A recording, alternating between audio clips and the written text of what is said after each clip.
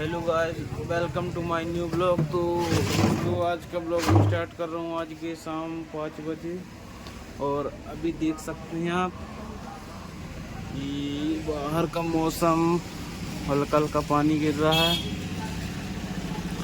तूफान भी हल्का हल्का चल रहा है और वहाँ तक से और तेज पानी आ रहा है। पानी आज गिरेगा बहुत दोस्तों, कपड़े उड़ रहे हैं।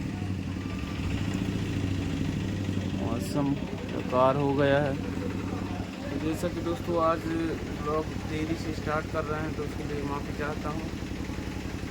तो अभी देखते हैं क्या होता है, बने रहिएगा।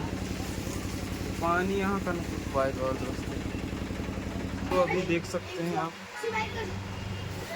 बाहर का मौसम, हल्की हल्की बारिश हो रही है, बच्चे खेल रहे हैं।